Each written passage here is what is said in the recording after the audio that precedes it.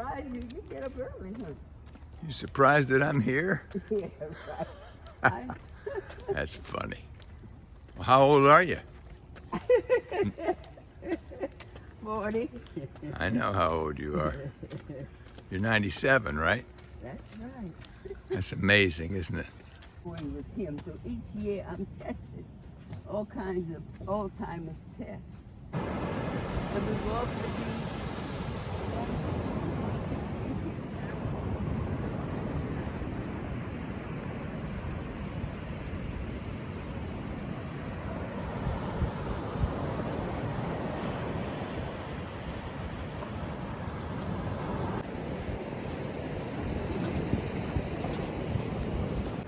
So how far do you walk every day? 2 miles. 2 miles? A mile up and a mile back. How long does it take? An hour and 15 minutes. So what are you thinking these days? Well, I've been asked to write a story about St. Augustine. I'm trying to write how beautiful and quaint it was in the old days, 15 years ago, and the changes that are made now. It's still a quaint city, not so quaint. It's still the artist, place for artists to come, very creative place. Downtown is still beautiful, and you see horse-driven wagons on the driving along the Matanzas Bridge. It's beautiful, but it's overpopulated now. The developers have come and built every little space possible. The mortgages have increased. Buying a home is ridiculous. If I had to buy a home now, I couldn't live in St. Augustine.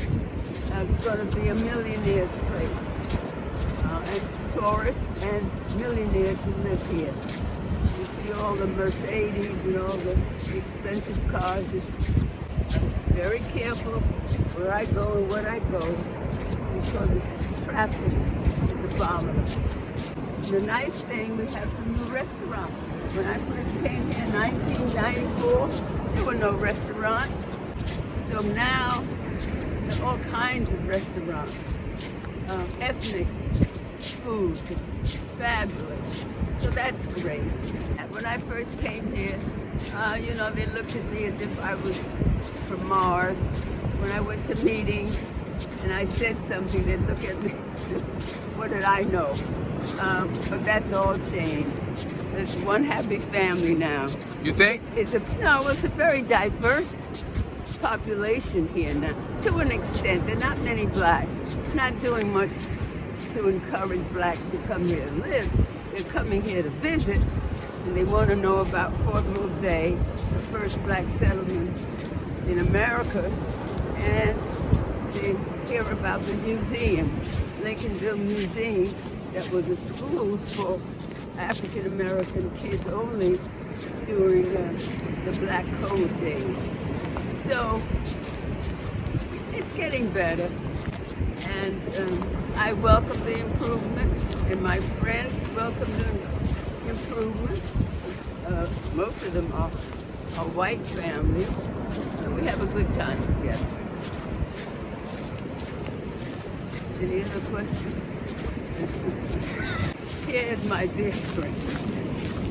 He's taking some nonsense. Good morning. Do you know Carter?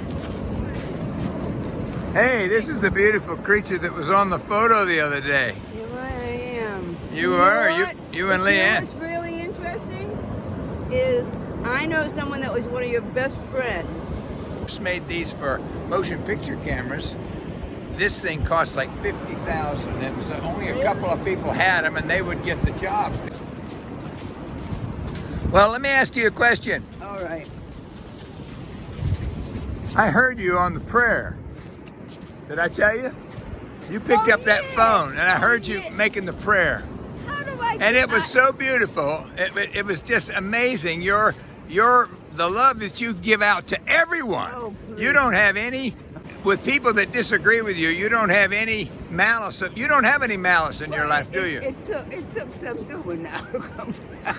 What? Say. It just doesn't happen that way. It took some doing. I used to be very hostile to people, but you learn that there's goodness in all people, and you have to look for it. So now when people annoy me, I look for the goodness in them.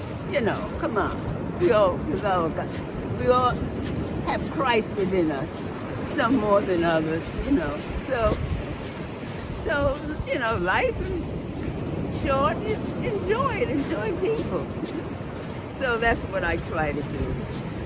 And starting this new group, Aging Angels, you know, a group of us who get together every week and just talk about past life and experiences we've had, and we have a good time.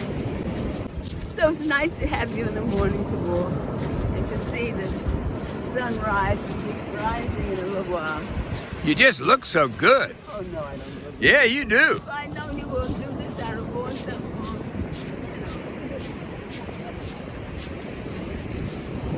What else you want to ask?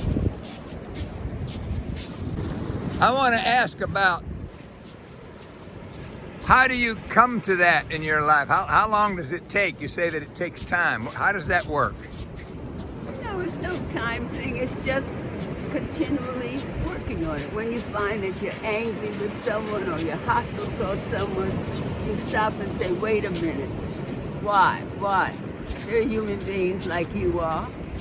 You know, just like politically, you know, a lot of people we have different ideas, but I listen. Some things they say make sense. Some things don't. You know, and so it's a lifelong. I don't know when it started. I think being in the psychological field helped. You know, you have an understanding. Because when I grew up, for example, the LPJ community, we used to laugh at little boys who looked feminine or acted feminine. We used to call them sissies and laugh at them. And even the Freudian concept, which is all that I grew up with, unfortunately, you know, said that homosexuals were deviant behavior, you know, and they're crazy. And I said, I don't know about that. It was a group of us who felt differently because they came to a mental health clinic for help because the parents felt, got to do something. But I found they were just like me, you and me, you know. So I learned early to be accepting of them and other people. Seems different by society, you know. I was more in terms of youth and what we can do to help people to understand the needs of troubled youth. So that's where I was, and I used the school as a place to educate teachers that... What school was this? You mean Stony Brook? No, this was in Bedford-Stuyvesant. I went to Bedford-Stuyvesant at a time when the community was made up mainly of people from the Caribbean. So that was like home to me. But they were not accepting of mental health. You know, I grew up with feeling, don't you tell anybody outside of the family what's going on. You know, don't talk to strangers. So there was a feeling there, we're not going to mental health, we're not crazy. So it took time to bring the community around, and I was able to do that. That was one of my contributions to Bed-Stuy. What year would you say that would be? 1958, 1960, before or just around the Civil Rights Movement, because there was a poverty program there, you know, and I educated some of the poverty workers. You know, I said, you know, you can work. So they were like aides in the mental health clinic. So when people came in, they had someone from the community, you know, so they felt, oh, they're here, and they were nice to them, so they were able to begin to accept mental health, talking to somebody outside the family, and it worked. So. But I think that's part of the reason that you are so healthy at your age. I mean, part of it's luck, and part of it's your work.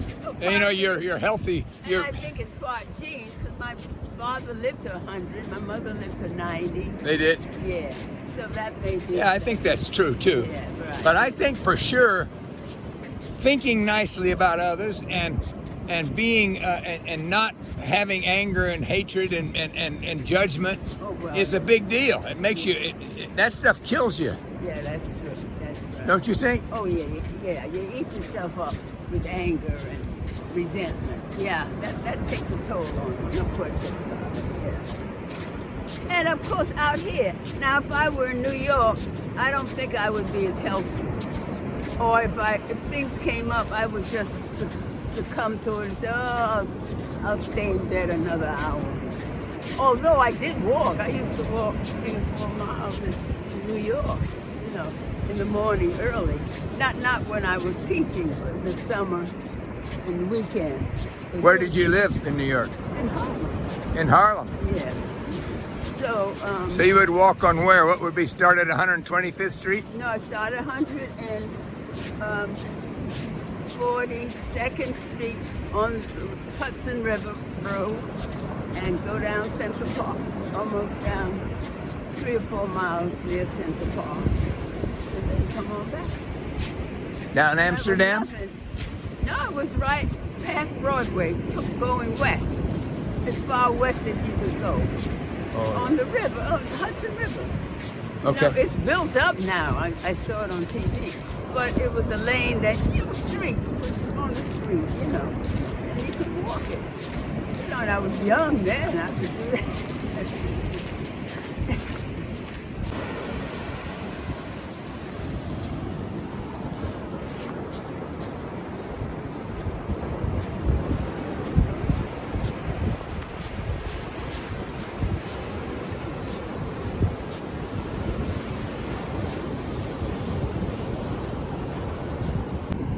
Good and all, and you gotta look for it sometimes. But so on our group, the first thing we start with is something funny, you know, tell a joke. So you know, we all tell a joke, and then we have a good laugh, you know. Yeah. And that's positive, you know.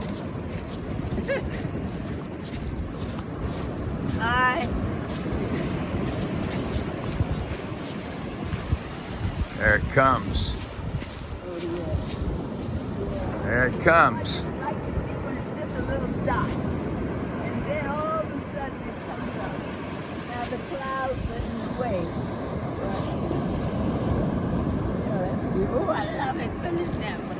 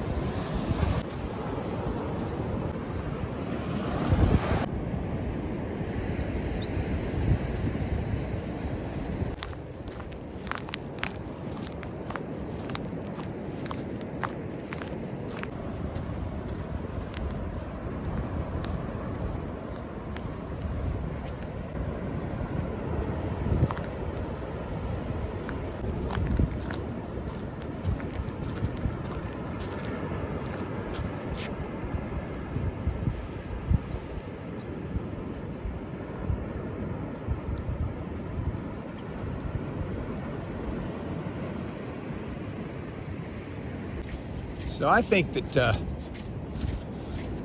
that's your secret, because that's the way you are. You're in service to others. Look at what you Yeah, do. well, I have a friend who drives me bananas. I don't want to be bothered with her, but she needs help. I said, I gotta help her, you know, and I do. And I said, oh, I gotta. You know who did that? Mother Teresa. Oh, really? You know, in India. Oh, that's right. She helped all those people, and she Yeah. says it wasn't much fun. Remember? Yeah, And she right. said, and I haven't felt Oh. Jesus descending on me and being beatific. I says, I don't feel that much. Yeah, right. I'd like to feel that. I wonder where he is. Yeah, right. Remember? Yeah. Everybody said, what? What? She's been in service her whole life, and she's not feeling the Holy Spirit surrounding her every moment of every step, you know? right. A lot of it's just hard work. Yeah, right, yeah. But it Work burns at off it. the dross. You know this more than I do. I learned it from you. Oh, please. Oh, you're so whatever. Bless your heart. But don't you think it's true? Oh, absolutely. 100%. Of course you're right. I mean, the whole religious thing is not that complicated. It's that we just make it that way. We make it so that it's antagonistic. And, oh, Right. you got to believe it this way or you're out. Right, How yeah. dumb can you get, right? Right. It's just serving other people, period. And that's all. Love others as the Lord loved us. And that's it. Well, I think it makes you healthy. It's a healing thing. I think so. You know, hate is destructive to you personally, to your body, because your adrenaline is in a negative state. Yeah. You know, and it causes all these illnesses.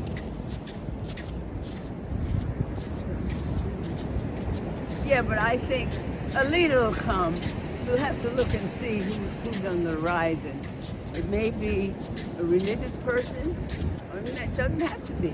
Just a Joe Blow who can speak out. You know, and Somebody who speak about kindness, Yeah, right. accepting others, and being clear. cooperating. Right.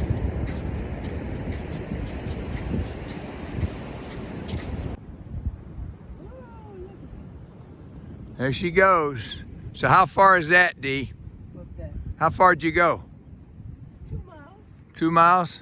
How you feeling? Oh, I'm okay. Feeling a little gimpy?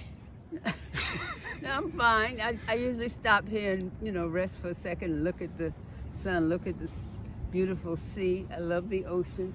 Wish I could be in it. And Do you swim? not anymore. See, all this sand I don't like, Ugh.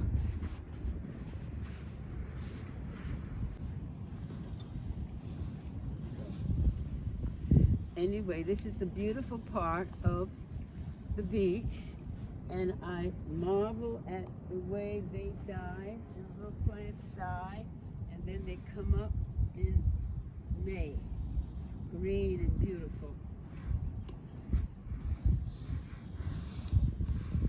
So this helps us, the dunes, when there's storm, we don't get it too badly, because the dunes protect us. And I hope this year, because it's going to be bad. Look out, fella behind. Hi. It's going to be bad this year. And I hope the dunes will save us. See, they're pretty high.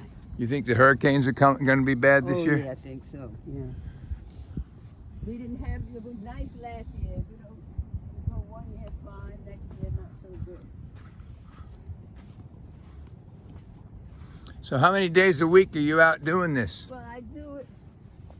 I used to do it every day, but now I'm doing it maybe 4 times a week. Because if I have to go out like 10 o'clock, it's too much to come back and take a shower, eat. So I don't do it those days. So that's what I'm starting now. So Well, you're looking in good shape to me. You're nice and trim. Well, I was losing weight. I went to the doctor. They said they didn't see anything. Gave me a blood workup. Nope, nothing. They said take some InShot. I said I don't take that junk. There's a lot of junk. So I find some plant stuff. Drink, you know? Yeah. High protein. So you don't drink that Ensure and those. Not much on it. They said take it because it had more protein than some of the other things. So I try it now and then. But I got my weight up. I'm all right. But you eat protein anyway, right? Yeah, you love them. See, these died in the winter. And see how they come back up? Oh yeah, they look beautiful. Yeah. Look at this beautiful little section here. Look at that. Yeah. That's beautiful. The earth rejuvenates itself, man. Yeah. It's wonderful. You know, we get hurt and we think, oh God, I'll never be well. And then we heal. Absolutely.